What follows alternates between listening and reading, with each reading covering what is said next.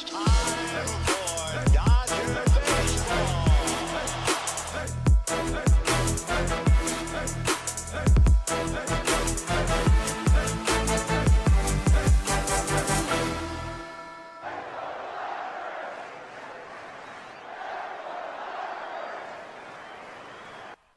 What's going on, Dodgers Nation? Doug McCain here, and welcome to the Dodgers Nation post-game show after the Dodgers lose in extra innings to the San Diego Padres. They can't get it done. The offense after that fourth inning there, they couldn't muster up very much offense. They didn't have a runner in scoring position until once after that, and that was in extra innings. And yeah, they had the two home runs. You had the Freddie Freeman home run early on the first. You had the Trace bomb there in the fourth, but not much else doing for this Dodgers offense. The errors cost them. The two single error, the error by Mookie Betts really costing. Let me see. Oh, there you go. I got you guys in the comments. There you go. Hi, D-Mac, Craig Osterberg. What up, guys? Yeah, let's just got these comments lost, you guys. But yeah, so welcome to the Dodgers Nation post-game show. The Dodgers lose by a score of 5-4 in extra innings to the San Diego Padres. Their new record, 94-43. This one, the bat just didn't get it done. You had the home run by Freddie Freeman, the home run by Trace Thompson, and really the error by Mookie Betts really cost the Dodgers. Really two errors in this one there in that third inning cost LA. We're going to break down all of tonight's action. We're going to talk about this Padres team. Did Mike Clevenger throw at Mookie Betts? I think the answer is unequivocally yes. It was a fastball. He wasn't throwing fastballs in that section pretty much all game long. We're going to get into that. Kim just kind of whiffing on one, kind of hits Trey Turner there in the neck. You saw the move there late in the game. I think it was a no-brainer decision to walk Manny Machado in that situation with first base open. It's just Heath Hembree. You're not going to remember Heath Hembree 10 years from now, but he goes to Cronenworth on an 0-1 pitch. He's trying to get it a little elevated there. He leaves it middle, and Cronenworth, he singles to right, and Juan Soto scores to give the Padres their 11th walk-off win of the season. But here we go. Let's break it down, guys. Let me know what your big takeaways are from tonight's game, because I got my big takeaways coming up in just a second. I'm going to talk some Dustin May, because I think we have to dive into some D. May because he's experiencing some growing pains. It's a trust the process situation for Dustin May tonight. You saw he was filthy at times, and other times he did struggle with his command. Now, in the third inning, Mookie Betts, that's a play that I'm very interested to see what he says about after the game, because bottom of the third inning, that's a play that that Mookie Betts will tell you that he has to make there in that inning. But actually, the bottom of the fifth inning there, when Machado singled to right, and you had the error by Mookie Betts. He was trying to make the play, kind of kicks it, and it goes for two bases. There was a single. He ends up at third base, and Juan Soto scored on the play to tie things up, and then Bell was safe at first after a fielding error by Dustin May. He was able to escape the inning, got Cronenworth to fly to center, got Kim to pop out to the catcher. So May was getting that soft contact, getting those ground ball outs, those fly ball outs, but 3 strikeouts and 3 walks tonight for Dustin May. He allowed 4 runs, 3 earned on 5 hits in 5 innings of work. He was 12 for 24 on first pitch strikes. You didn't see as much swing and miss, just 8 swings and misses, a 23% called strike and whip percentage from Dustin May. Let's get down into this comment section, guys. Here we go. Trace Gallo season 2022. Whoa, new countdown. You guys like the new countdown, so we get you guys locked in. Extras are such an Achilles heel for this team. San Crondell. Yeah, you see this team has had its issues in extra innings games over the last couple of seasons. There's no question about it. But the reality is when you look at where this Dodgers team is, they have this division sewn up. They are going to be the NL West champions. And I have to say, get your goggles ready because, yes, they can't win it in San Diego. That would have been pretty satisfying. But they can also get it done in Arizona. Arizona's been playing very well of late. But, hey, get that jacuzzi nice and warm. Get those Jets going because if the Dodgers win in Arizona, they're going to actually need some security in Arizona. I think they should up the security because I don't think they're going to want to have what happened back in 2013 happen again. But, yeah, I mean, they're going to win this division no matter what. And how much do you really want to tax this bullpen if you're the Dodgers in this one? I think you're okay with the fact that, yeah, you want to win this game, but really the way that this offense was so stagnant all night long, I thought you saw them chasing early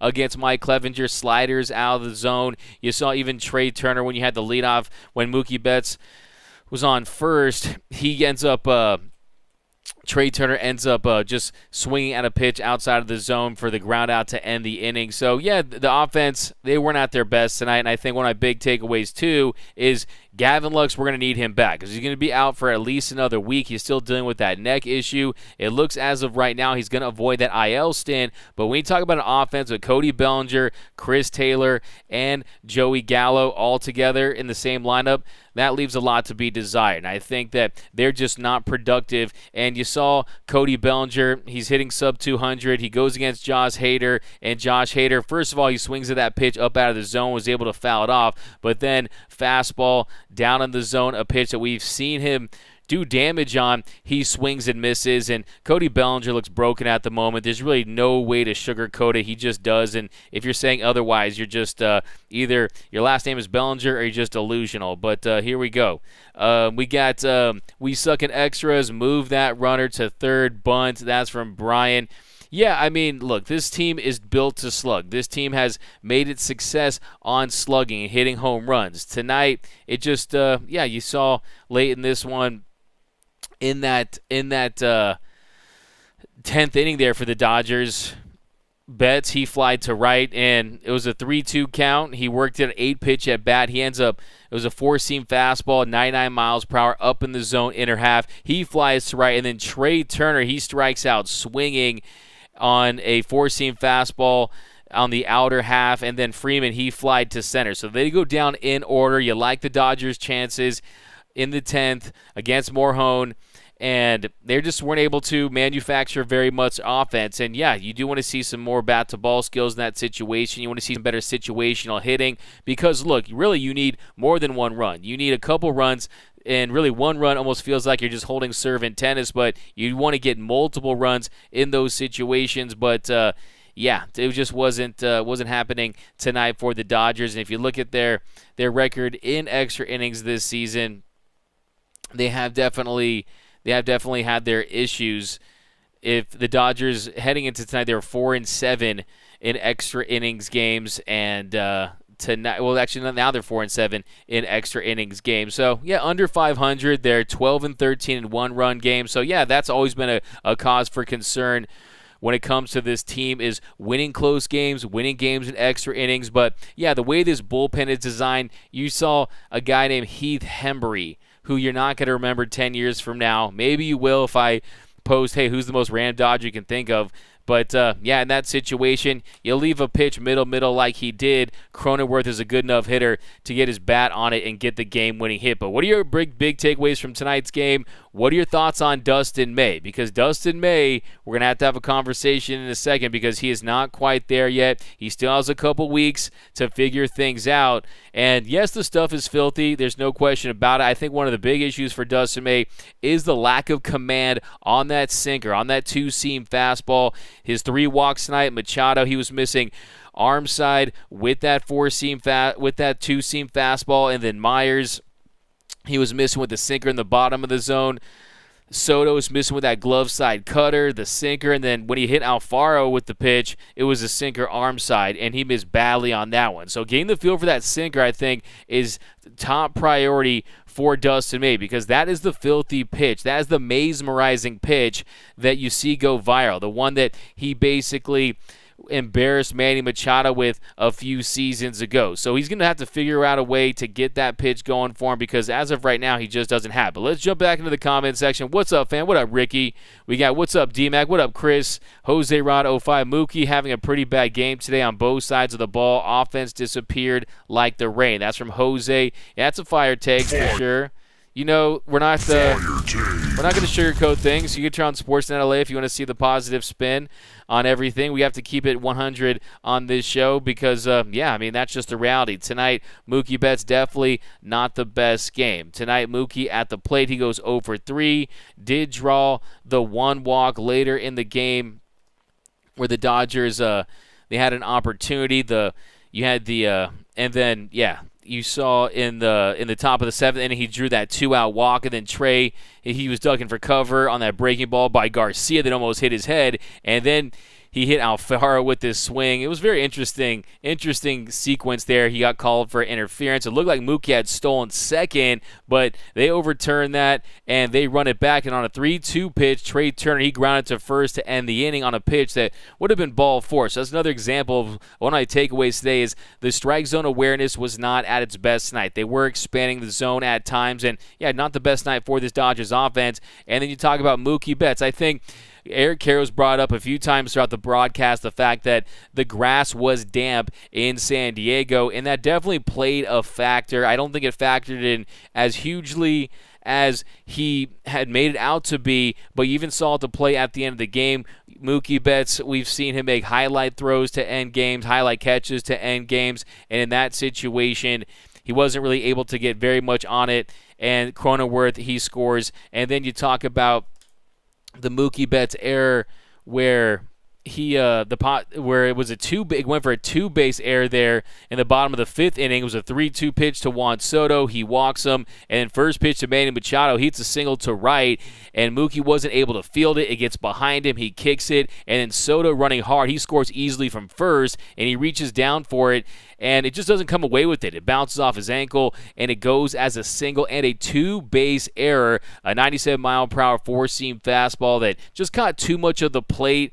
The pitch itself, location-wise, wasn't a great pitch by Dustin May. Defense was bad there. A very uncharacteristic bad play by Mookie Betts on defense, and it was almost running in on that play. Kind of the command on that play was almost running in on Machado there. And, yeah, he put a nice swing on it. And, yeah, he ends up at third base, and that tied things up at 4. And then Bell, he hit a tapper to May, and he couldn't make the play on it. A little chopper that he just tried to charge, but he short-hopped it, and it went right under his glove. Second error of the inning for the Dodgers. Similar to the play in Miami, remember, that cost him the decision. And then with runners on the corners, a 2-2 pitch to Cronenworth. He gets in a fly to center. Belly makes the catch. Machado, he looked for a second like he was going to tag up and try to score, but he stays at third. The throw from Belly was offline. It was to the left, and the Dodgers, they escaped with really minimal damage when you consider the fact that they had their runner on third with just one out, because the very next batter, 1-0 pitch to Kim, May got him to pop out to Will Smith to end the inning. So, yeah, just not a crisp day defensively by the Dodgers. I thought Dustin May, just the command wasn't where it needed to be. Also had some positive innings. We're going to dive into those in just a second. But what are your thoughts on Dustin May? Are you concerned at all? Because a lot of you guys told me that he's your X factor for the Dodgers in the postseason. You know, I've been calling it a red October for LA with his ability to come in and step into this rotation and provide that lift. Just really fortify this Dodgers rotation and give them a guy that has that triple-digit heat. They can hit high 90s. It is filthy out there on the mound. And yeah, it's a lot of pressure on the guy, but he knows that he's capable of giving you big innings in big spots. And I think that it's all about the process for Dustin May. I still think that he's trying to fine-tune those mechanics, trying to fine-tune that feel. I'm still impressed with his ability to use that four-seam fastball up in the zone, to use that curveball in the zone. You saw when he struck out Soto there early in the game, swinging on that curveball in the zone. That was a beautiful pitch.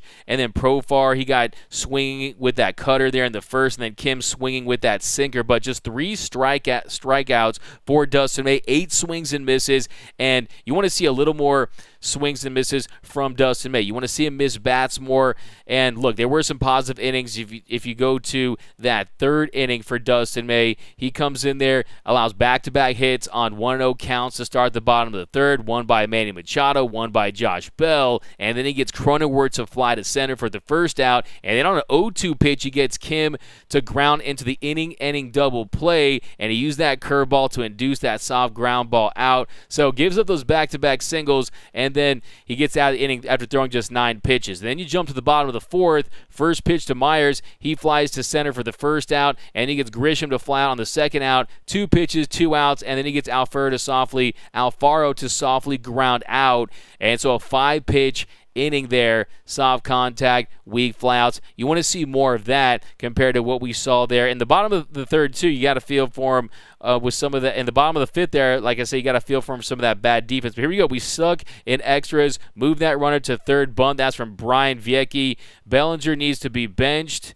Yeah, Cody Bellinger, What more can you say? I'm dropping a video about Cody Bellinger actually tomorrow about the future of the center field position for the Dodgers. Will you see Bellinger? Will you see James Outman? Will you see the Dodgers maybe try to bring in another guy? Maybe Aaron Judge. I'm a pretty good judge of talent. Aaron would look great in Dodger blue. Is that a possibility? So we'll see what happens. But as of right now, Cody Bellinger is really struggling to find it, and he's won for his last 28. He's hitting 117 in his last 21 games. So when you consider the fact that Gavin Lux is out, when you consider the fact that Cody Bellinger just continues to struggle at the plate. And Dave Roberts said a few days ago, it's not about hitting that reset button for Cody Bellinger because there's not a lot of time to have him hit that reset button, figure things out. You're going to have to figure things out in the game, at the plate, on the field, because, hey, I think that he's pressing a little bit and you just hate not just the lack of production. Yes, he has taken some walks lately, and that's nice, but that's just not going to get it done when there's other viable options available. And you talk about Trayce Thompson, who does hit righties better than he hits lefties this season. He was supposed to be brought in to be a platoon guy where you go up against left-handed pitching, but he's faring better against righties than he is lefties. So when you consider that matchup there for the Dodgers and Trayce Thompson continuing to produce and the fact that he can play center field, I think it's a valid question. But let's dive into this comment section here. At least Kimbrel didn't lose it. LOL, Anthony Keene. Yeah, man, that's a fire take. By the way, I'm looking for that comment of the night, so keep bringing those fire takes. What are your biggest takeaways from tonight's game? Are you concerned at all about Dustin May? What are your thoughts on Kimbrelsa? There you go, Anthony Keene. It's for you. We got Don Kim. Belly not changing anything, especially since Shift gone next season. Don Kim, yeah.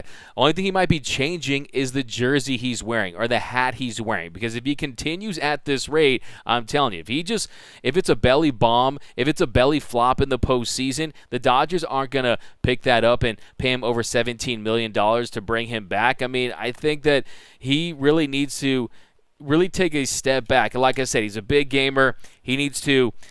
What happens when your video game's not working? You hit the reset button. If that's not working, you pull out the cartridge, you blow on it, you see if that works. If that doesn't work, you need a new system. He needs a new system, and I definitely think that he needs to revert back to what he did in the 2021 postseason when he had the wider stance, when he had the lower hands, when he had a stance and a setup that allowed him to catch up to high-velocity pitches, because so far this season, he's hitting under 180 against high-velocity pitches, and that is where opponents attack him, and I think that's one of the big issues. So we'll see, because it's stubborn Bellinger, okay? And you guys want to see Cody Benchinger. You guys want to see him on the bench, but at the end of the day, this team is at its best when he's doing what he does in center field, playing it at a Gold Glove level, and also contributing at the plate. But right now, he's not contributing at the plate. But, yeah, you can't let Chris Taylor off the hook. He's struggling just as bad. I think Joey Gallo did not have a good night tonight as well. So that's kind of one of my big takeaways. Joey Gallo, he goes 0 for 4 in tonight's game. Cody Bellinger, he goes 0 for 4 in tonight's game. Chris Taylor, he did hit some balls hard. Chris Taylor was able to get that single where the Dodgers, where Chris Taylor was able to get that single early in the game. In the top of the third on a 3-2 pitch, CT3 got a leadoff single. Nice approach there, too. I liked Chris Taylor's approach tonight. He wasn't trying to just murder baseballs. It was a little bit of a shorter swing on a 3-2 pitch. I think that's definitely a step in the right direction. With one out, CT3 and Cody Bellinger at the plate. Belly, he just missed a 93-mile-per-hour fastball right down the dick. Wasn't able to do very much with it. And then he hits into a fielder's choice. And then first pitch to Mookie Betts. Mike Clevenger hits Mookie Betts. And in my opinion, that was absolutely intentional. I want your thoughts on that. Do you think Clevenger hit Mookie Betts intentionally? Because I definitely do. Mike Clevenger, he has that weird delivery where it looks like he's begging his teacher to let him go to the bathroom because he needs to pee, and then he throws that pitch. And he's been a below-average pitcher by almost every metric since he was traded to the Padres. Clevenger was another bust for A.J. Preller and the Padres. And look, he needs to be traded to not the Red Sox or the White Sox. I think the Birkenstocks. That's where they need to trade Mike Clevenger. Maybe he would have more success because you don't throw at Mookie Betts, the face of the league, in my opinion. But here we go. Let's jump into these comment section. And by the way, here we go. Bell needs to be out, man. There we go. That's from Boomer Assassin. That's a fire take. Fire take. A Trace everyday player, Will W. That's a winning take. Hey, by the way, appreciate you guys rocking with me here in the wee hours, 11:36 on Friday night. But hey, man, we got lots to talk about here because the postseason is fast approaching. And really, what is September for? September is for celebrating division championships, but it's also about seeing who are the guys that are going to get it done in October. Who are the guys you can trust in October? And that goes to bullpen pieces, to key relievers, to position players. So every day is an audition for these fringe players that are going to be those final guys that are going to take up those final roster spots. And even if those guys do make the postseason roster, what kind of role will they have? Who will be the guys that will start games? Who are going to be the guys that are coming off the bench? Because I'm telling you right now, there are some guys that really are acting like that they are locks to not just make the team but get playing time in October. And we know that Dave Roberts is very loyal. He's loyal to a fault at times, but that's not going to cut it because there's not Steven Souza on the bench, Albert Pujols, a guy named Andy Burns, okay? You don't have those guys on the bench. There are more viable options. It's not butter knives on the bench. You got samurai swords. You got better options coming off that bench. You got the Trace Thompsons, Joey Gallo. So I think Joey Gallo, not a great night tonight, but I definitely think that they're not going to just roll with these guys and allow them to struggle when there are some other guys that could possibly get it done. But CT3 is just out in left field. We got Sub D Mizzy. What up, Eric Ayala? Thanks for rocking with us over on YouTube. Appreciate you, my man. All you guys here make the show what it is. Like I always say, I'm the man of the fan, the human hype machine, as you guys once called me. But hey, this is your show. I'm just hosting. So let's see. I blame the rain. Eric Ayala. Hey, why not, man? We go. Dustin isn't ready for the moment. That's from Eric Flores. Yeah, I want all your takes on Dustin May because I think that the most important thing about this game, one, is that no one got injured, of course, and then two, the continued development of Dustin May. And it wasn't going to happen overnight. He wasn't going to come back and pitch like he did against the Miami Marlins when he was filthy in his first start back. You remember, the adrenaline was up. He got to a nice start. He was filthy. He was nasty. And if you look at the difference between his first couple starts against the Marlins and his last couple starts against the Padres, a Padres team that has a much more disciplined approach at the plate. Well, actually pretty aggressive against them tonight, but they have more talent. You got the Manny Machados, who has already hit a bomb off of Dustin May. You have the Juan Sotos, the Drurys, the Josh Bells, the Cronenworths, a much better team top to bottom than the Miami Marlins that are essentially a double-A baseball team at this point, okay? So if you look at Dustin May since he's returned in his last two starts, it has been pretty. So his first two starts against the Marlins, he allowed 2 runs, 1 earned, 5 hits, in 11 innings pitched, had 13 punch-outs and 3 walks, and hit 1 batter. So let me say that again. First 2 starts, he was mesmerizing. He was a magician. Like I said, he allowed 2 runs, 1 earned, on 5 hits, had 13 punchies, 3 walks, and 11 innings of work, hit 1 batter. Last 2 starts against the San Diego Padres, he's allowed 9 runs, on 9 hits. He's had 8 strikeouts to 8 walks. So his strikeout to walk ratio, you hear that right there, 8 strikeouts to 8 walks. He's also allowed 3 home runs. He's hit batters, and he's allowed 10 runs, 10 runs, 9 earned in 10 innings of work. So those numbers are not dazzling. Those aren't sparkling numbers. Those aren't spectacular by any stretch, but it is a situation where his command is not where it needs to be. And that is my number one takeaway from this game is Dustin May. He needs to shore up that command. He needs to control the strike zone, and the pitch that I'm looking at is that sinker. We broke it down a little earlier. The 3 walks, it was really the sinker in those at-bats. The Machado walk in the first, the walk to Myers, the walk to Soto on the 7th pitch. That one he was also missing with the cutter glove side. And that's really one of the biggest keys to his arsenal, to his attack, is having the feel for that two-seam fastball.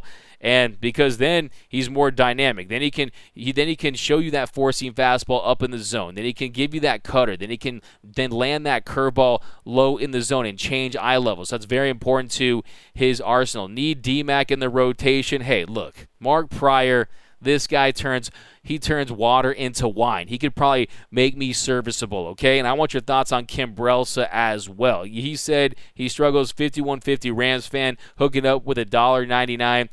We got what will our playoff starting rotation be? Well, you know where I stand on that. I got my man Julio Urias, who I dubbed the Urias because I always felt that he had ace-level stuff. He has ace-level heart and the way his competition level's at, the way he goes out there on the mound and just grinds, and he has that poise to get it done. I think that he has what it takes from a mental makeup standpoint and from a stuff standpoint to lead this team in the postseason. So to me, there's no question. I've been saying it a lot sooner than everyone out there that Julio Urias is your game one starter for the Dodgers. And the difference between Julio Urias this year versus 2020 is in 2020, he was their secret weapon out of the bullpen. He's not a secret anymore. He's also hopefully not going to be coming out of that bullpen because they need him to carry this team out of the starting rotation instead of the bullpen. So that will be the difference for Julio. And just look at a 2.29 ERA, leads all of Major League Baseball, a 9.47 whip. He induces contact. He misses barrels at an elite level. And I think that he's grown as a pitcher. So for me, I'm still going Julio Urias as number one. I'm going Clayton Kershaw as number two. And then we're going to have to find out about the health of Tony Gonsolin, because Tony Gonsolin, the big question right now is, will he have enough time to come back and build up as a starter? Because as of right now, they don't like his progress. Yes, he did resume a throwing program. He has picked up a baseball, and he has made progress since they initially felt that he wasn't doing what they had hoped. Well, that is really the big question at this point, is can they build him up in time?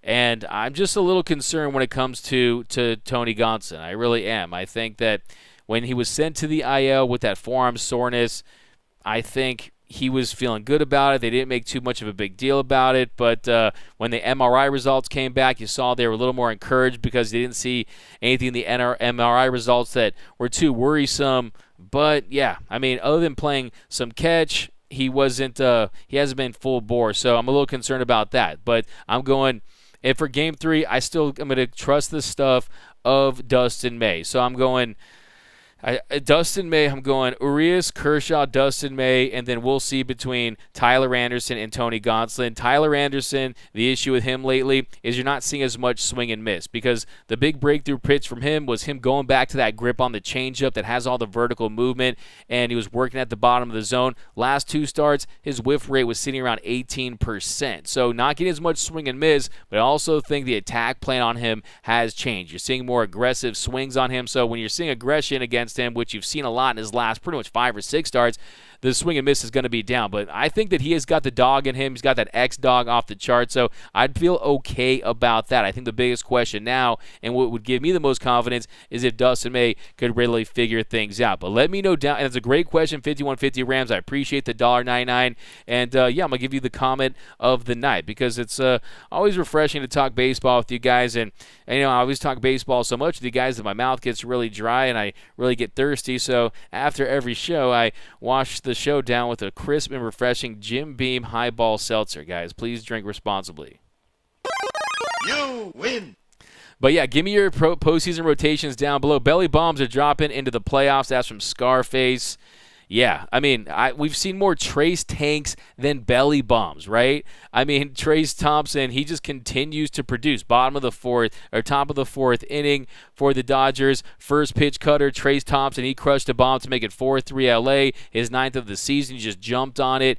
And the Dodgers, they were on top at that point. But here we go. Give Outman a shot. What would it cost them right now? That's from Gary A. Yeah, I think that when it comes to James Outman, I think that it's any day now. I mean, really, he's a guy that I think when you talk about his age, I mean, he's 25 years old. He's only 2 years younger than Cody Bellinger. I mean, look what Corey Seager did when he came up in 2015. I think James Outman, he's been tearing the cover off the baseball.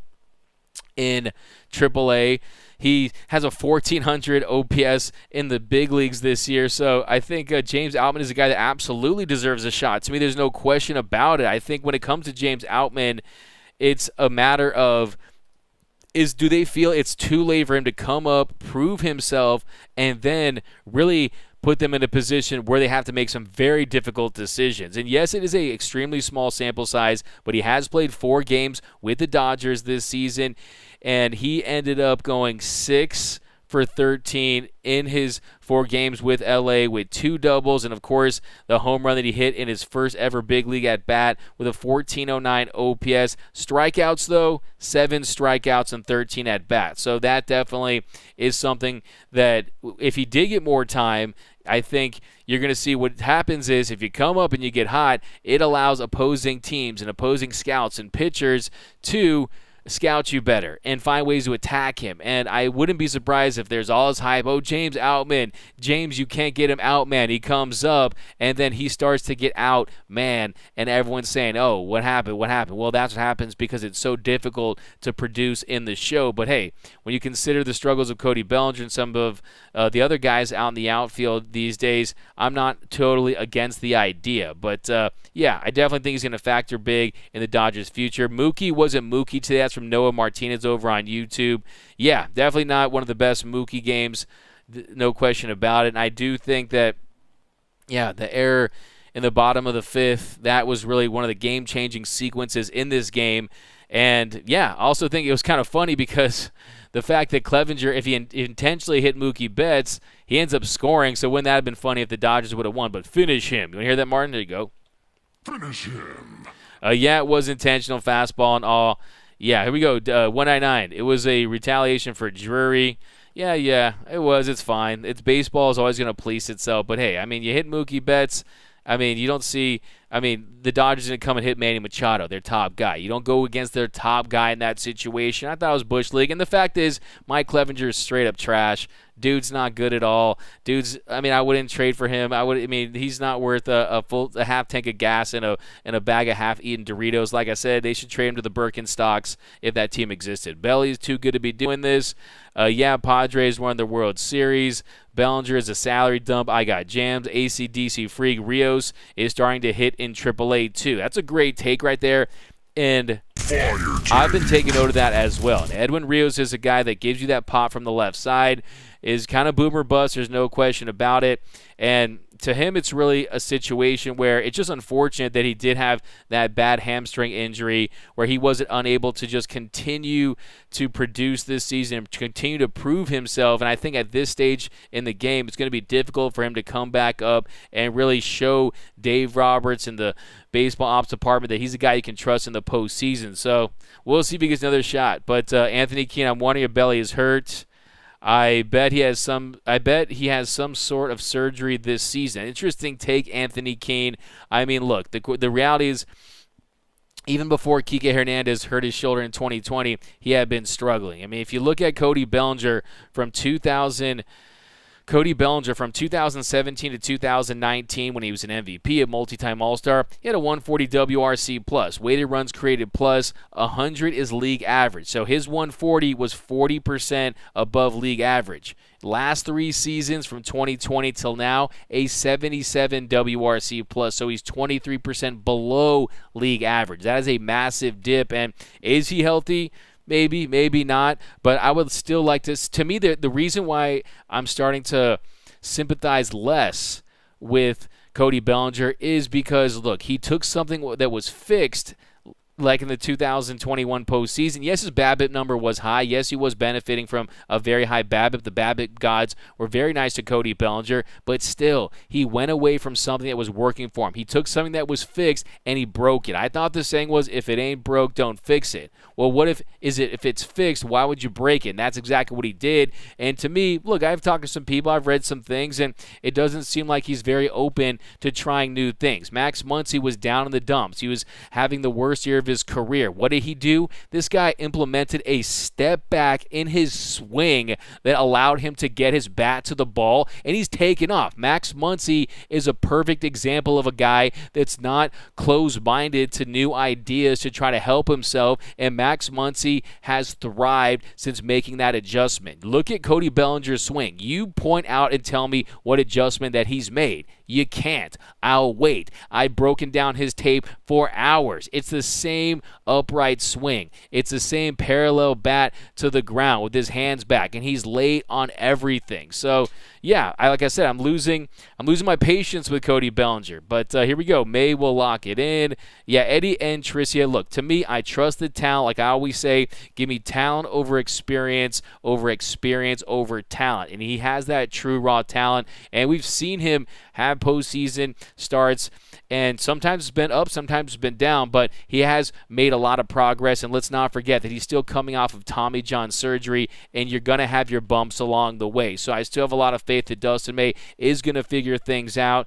And look, it's a good test for him. It is growing pains, and it's all about trusting the process with D. Man, I still like his mound presence. I don't know if you guys tell me, have you noticed this? He feels like more of a man on the mound, right? I mean, he doesn't have that shy kind of demeanor where he looks just kind of unsure of himself. He looks like he's filled out a little bit. I mean, he's showing his emotion more during big strikeouts like we saw tonight when he was able to get out of that jam in the fifth after he got Kim to pop to the catcher. So I still like what I'm seeing from Dustin May. Code Red will get there from Boomer Assassin.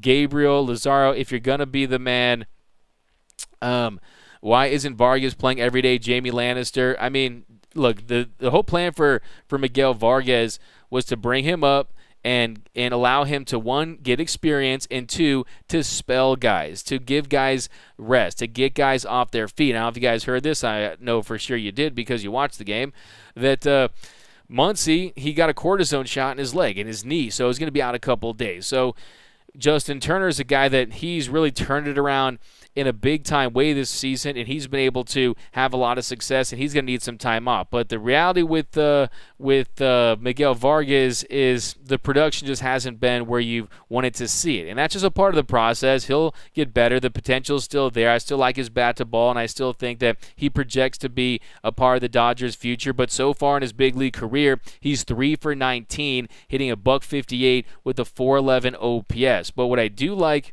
we have the 5 strikeouts.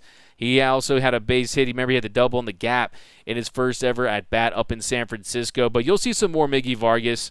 Today was big for Kimbrel on the road, building confidence. Yeah, sports talk, Valhalla Sports Talk. That's a fire take. Fire take. And that's true. Kimbrelsa, like I said, hey, the first time he blows a save, you guys are going to want to let him go, okay? Because in the close games, in the one-run games, that has been the issue for Craig Kimbrel. The fact that he hasn't had those clean innings, but today was a different story. He comes in a true high-leverage spot in a situation where he has to come through, and he absolutely did a great job out there, and you got to give him a lot of credit. And look, I like what Tim Neverett said out there, that, yeah, you're not going to hear Let It Go, but maybe he sang it to himself. Then we learned that Eric Caro sang Elton John, Your Song. So, yeah, I think Craig Kimbrel tonight, he ends up going 1 inning, had no strikeouts, which was big too, because he had been, if you saw a lot of his starts this season, a lot of his appearance this season, is he's going in there, he give a hit, give a run, and then get 2 strikeouts. So people would look at that strikeout rate and say, oh, the strikeout numbers are there, but the issue was allowing hits. But tonight, he was comfortable pitching to contact, and he ends up throwing 13 pitches. 10 of those pitches were 4 strikes for Craig Kimbrel. So for him to go out there and get the job done the way he did, he was 2 for 3 on first pitch strikes. And also another thing to factor in with his appearance today was going up against the part of the order that he did go up against. So it was the bottom of the 9th inning, and he ends up Alfaro, bottom of the order. he gets him out on 2 pitches, gets him to ground out, soft contact. And the key for him, like D-Train says, live low, live long. If he lands, that's what you look for when you're watching Craig Kimbrell. Because if he doesn't do this, he becomes Craig Crumble, right? You wanted to see him land that knuckle curveball at the bottom of the zone. That is key for his success. And then he gets him out on 2 pitches. He grounds to third. And then he quickly gets ahead of Profar, top of the lineup. He gets him swinging at a strike, well-placed four-seam fastball in the inside corner there. Actually, it was a curveball, I believe, inside corner there. So very nice pitch. And for him to go with that curveball early in the count, that shows you that the confidence is growing in that curveball, and he's continuing to get the feel for it. And then he gets him to foul off a fastball top of the zone. So working that fastball top of the zone, curveball bottom of the zone, changing those eye levels, that is when he has batters on their heels. And he gets him to foul out, goes back to that curveball, low and down and in, and he gets him to foul off. And then he gets him to hit to ground. Then he goes away with the four-seam fastball. So great sequencing there. He gets him to ground out to short for the second out. And then Juan Soto, a battle there. He falls behind 2 knuckle curves bottom of the zone, falls behind 2-0 in the count, and then gets him looking at a strike on a fastball away. And then he goes with a curveball away. He gets him looking at that. And then he misses inside with the fastball, and then he gets him to foul off a fastball on the inner half. And then he gets him to foul out on a knuckle curve on the outer half. So that is the key for Craig Kimbrell. I mean, when you're watching his progress, it is real. You're seeing him work both sides of the plate, the top and the bottom of the zone. So I definitely like what I'm seeing out of Craig Kimbrell, and I'm very happy for the guy. Hey, D-Mac, thank you for the endless grind. Hey, man, you know, hey, I don't skip a day for you guys. No days off when it comes to Dodger baseball, man. Some of the other guys might be doing some other stuff. Me, hey, man, I got to talk to you guys, and I got to get your takes, man, because I really look forward to them, because you guys always are bringing that fire over there. Let Vargas play more. We got no biggie, win the next 2, LGD. I like that pound for pound, LGD. Let's go Dodgers. So you want one of these? Freeman went and got Gallo, so he didn't have to call up a youngster. Moves 1032. Fair point. I think that Andrew Friedman was looking for value, and I think he saw value in Joey Gallo, and I think that he also saw, Clayton Beeter. He's had his issues with injuries. He was their 15th prospect. You're never going to remember Clayton Beeter. He's got some pretty nice swing and miss stuff, but, based on what I've heard, he's not going to be a guy he's not going to be like an O'Neal Cruz or a Yordan Alvarez type or a Pedro Martinez that the Dodgers are going to be kicking themselves. Because, yes, Joey Gallo goes 0 for 4 tonight, but a 113 OPS plus with the Dodgers. Compare that to a 77 OPS plus with the Yankees. So he's already improved so significantly. He's with his boy Hanser Alberto. I love the stories. Hanser Alberto, I'm going to try to talk to some Hollywood executives. I want to get a buddy cop movie produced with Hanser Alberto and Joey Gallo. Would you guys go watch that? Let me know down below. Gary A., I'd rather watch Outman go 0 for 4 than Bellinger time after time. That's a fair point. We're on the same page. But I do think that I just don't think that it's just so late in the game. I mean, do you really think that James Outman is going to come up and produce more than Bellinger? It's possible, but that's just not the MO of this organization. They do trust their guys. And also, look, you have Trayce Thompson can play center. Okay, so to me, that's where I would mix it up. And then you talk about left field, Chris Taylor, Joey Gallo, other guys that can possibly work in there. So I think that would be the situation. But Dodgers will prioritize Trey Turner. That's my hope. That's what Alden Gonzalez, what I asked him from ESPN a few weeks ago. And I think there's no question about it. The Dodgers want a premium shortstop. They think they have identified Trey Turner as that guy. But let's not forget, Trey Turner has to want to be a Dodger just as much, okay? So that's definitely a factor. And we'll see how he produces in the postseason because, look, Trey Turner, let's be honest, man, he has had his postseason issues, and you saw last year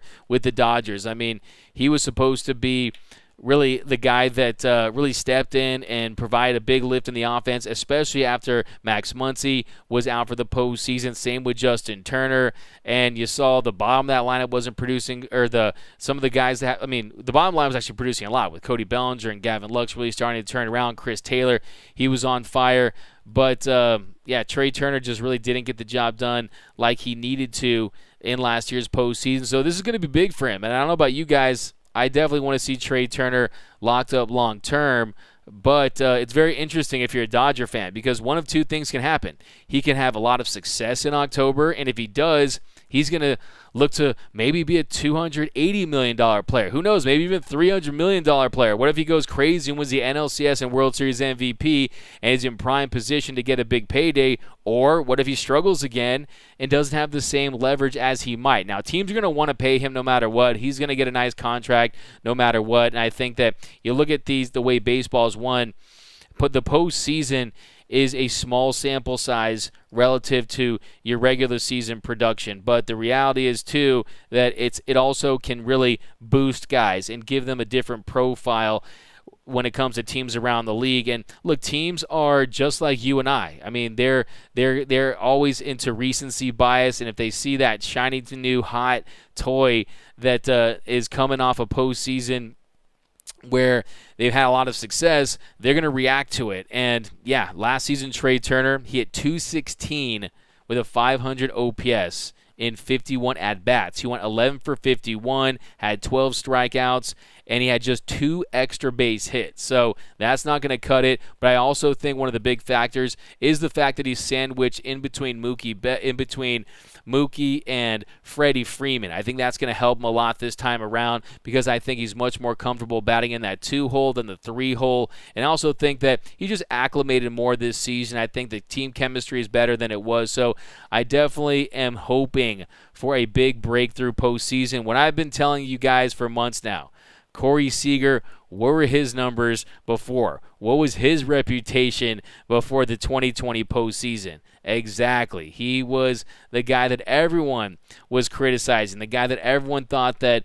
was a big postseason buzz. And what did he do in the 2020 postseason? He had one of the greatest runs that we had ever seen. He had an 1171 OPS. He slashed 328, 425, 746, hit 8 bombs, 2 doubles, had 20 RBI. And he took home the NLCS and World Series MVP. So a postseason can change on a dime, and I'm hoping that Trey Turner this time around is going to have his big moments. But here you go. Pillar makes Belly look like a competent hitter. Interesting. Yeah, you forget about Kevin Pillar. We call him Kevin Pillar. Kevin Pillar, bro, because he's the pillar of this franchise. No. Isaac, D-Mac, when does the postseason start? That's from it depends what it depends what you're asking for. Are you asking for just the wild card? Are you asking for the NLCS, the NLDS, the World Series? Because the interesting thing this year is that the World Series, if it goes deep, can go into November. It can go into November. So you remember Mr. November, Derek Jeter, the captain. No, but it's going to begin Friday, October 7th. That is when the postseason gets underway. So Friday, October 7th. And like I said, you're going to get the new format this year. You got the expanded pool of teams from 10 to 12 teams. And they're replacing the 2 single elimination wildcard games with 4 best-of-3 wildcard series. And after that, it's going to be the NLDS. So the NLDS is going to start Tuesday, October 11th. So that's when the Dodgers will be playing, because we're not playing in this poverty wild card series round because the Dodgers have the best record in baseball. But, yep, guys, it is midnight, and thanks for rocking with us. Let's get some more takes in here, and I'll let you guys enjoy the rest of your night and enjoy football this weekend, Dodger baseball this weekend. Man, it's a great time of year. But here we go. Postseason starts February, bro. Stay tuned. My hatred for San Diego Padres keeps growing and growing. That's from David. Gary A. Unfortunately, this Dodger squad will go down as the most overrated and unlucky in history. We got we are past the trade deadline. Watch more baseball. That's from 5150.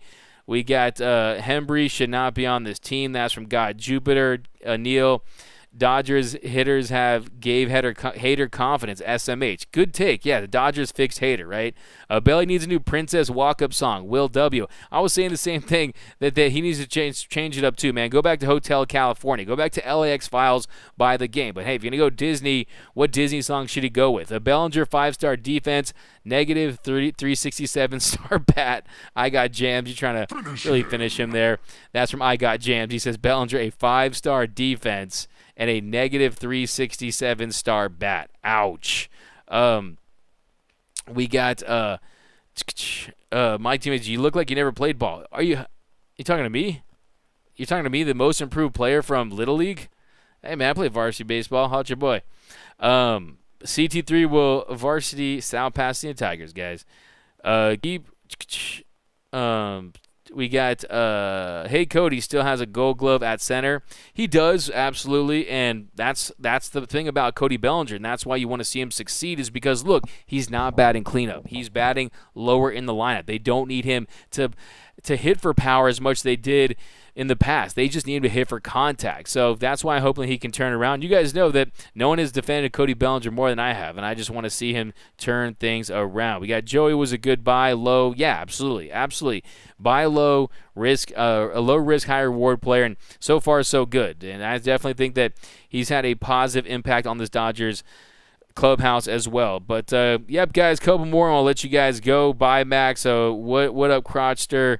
NLDS Showdown. Who is this Corey guy? Joe Renteria. You don't remember Corey Seager? Conspiracy theory. Here we go. Juan. Roberts won't have Bellinger in the postseason. Belly knows this and has mentally checked out. Interesting. I'll put on my tinfoil hat. I like my conspiracy theories. Very interesting. I will say to that Dave Roberts has used the word meritocracy, which is basically a fancy word for you basically have to earn your right to play, and it's based on merit and not on reputation and what you've done in the past. So I could see that. We got hey, D-Mac, how do you feel about Reed leaving to the O's? Keenog, I mean, it was a nice story to see him get his first save, but he wasn't going to do much for this Dodgers team. And, yeah, man, I wish him well, but it won't hurt L.A. Sub D-Nation, what up, Steve? Go Pods. We got Tyler. We got a Padres fan in the mix. Belly needs a therapist and an exorcist, not a hitting coach. That's from BC. The Little Mermaid, that's from Craig Osterberg. That's your song for Belly. Go back to Hotel California and worship Jobu. That's from Joe Renteria. Yeah, Belly needs more chronic. Yeah, he plays a lot of baked ball. Needs to play more baseball. Jobu is the key for Belly. Needs to run needs some rum and chicken. Yeah, I love that one. That's good. Finish him. Thanks for hanging out with this crappy lot of D-Mac at Dodger Nation Chatters. Yeah, guys, thanks for rocking with us as always. Couple more and I'll let you get, and then who's going to walk this one off? We need Ron Artest to mentor Kobe. Yeah. Tyler Fairforth, go Dodgers. I would lay D-Mac in center before Belly. Trey Turner going to lose $1 million with every K. Best postgame show out there. Thanks, Keenogs. Bring James Outman back. How do you feel about our chance of heating up in October if we get cold this month? Pancaking. It's very interesting. I think this team, when you just look at the overall talent top to bottom, we saw in 2017, they literally lost 16 of 17 games, 11 straight at one point. They still made it to the World Series. So I think when it comes down to it is health is the wealth. Health is wealth for this Dodgers team down the stretch. If they can maintain the health of their starting pitching and their bullpen, their starting pitching is key. That is how they're going to get it done. I think that Dustin May continuing to figure things out with his command, with his location, and just getting back from Tommy John surgery, and this bullpen, Craig Kimbrell, continuing to perform better than he has, I think is going to be massive. I mean, if you look at Craig Kimbrell, he really has, I mean, he was, he's just really, he's still no runs, no hits, and in his first 45 appearances, he only had 8 clean innings. So, yeah, it's been something definitely refreshing to see him have some success. But, yep, guys, thanks as always. Chris Davis wasn't this bad. Ouch. You guys are killing Belly, but look out for a video tomorrow. We're going to drop on the future of the center field position, talking about Cody Bellinger and James Outman. But as always, thanks for rocking with us. Play, not lay. Sorry, D-Mac. Manny Machado was number 1. I feel like Gallo is going to heat up in the postseason. James Babin, I like that hot take. You think it's going to be an X factor? That's a bold prediction. We dodged a bullet not paying Max Scherzer that bag Pinoy mutt. Yeah, thanks, RJ. Appreciate you. We absolutely did. What I always say when it comes to Max Scherzer, he made a business decision. He didn't bleed Dodger blue, because when he said, I'm not going to pitch in Game 6 because I have a dead arm, that forced Walker Buehler to pitch for the second time on short rest in the postseason after throwing 226 total innings, which was more than anyone in Major League Baseball last season, regular season and postseason combined. What happened to Buehler? He had to undergo Tommy John surgery for the second time in his career, and it really set the Dodgers back. So, yeah, Max Scherzer was fun while it lasted, but, yeah, I don't like the way it ended. It left a bad taste in my mouth, and it was interesting. You talk about exorcisms and coming back to life. His arm magically came back to life when it was time for him to sign that deal with the Mets, and the Mets really overpaid for him. But here we go. Oh, God, he's back. Lots of marks for a win for a buzz team. Max wanted the bag. But, yep, guys, thanks for rocking with us here on the Dodgers Nation postgame show. If you haven't yet, be sure to subscribe to the Dodgers Nation YouTube channel. Hit that subscribe button. Hit that notification bell. And if you want to see us post even more Dodgers, he's back. Where'd he go? I think he went back. He's a guy so he was in his mom's basement, and then he's telling his friends that he moved out of his mom's basement and he's living in the penthouse at the Ritz-Carlton, but really it's just the attic at the same house. But hit that like button. Thanks, guys. No, I'm just messing with you, Tyler, man. Thanks for rocking with us, man. Good luck rest of the season. We'll see. Maybe they'll face off later on down the road. But see you guys next time. Enjoy the rest of your night. Remember, nothing brings us together quite like Dodger baseball. And until next time, think blue, bleed blue, and I'm out.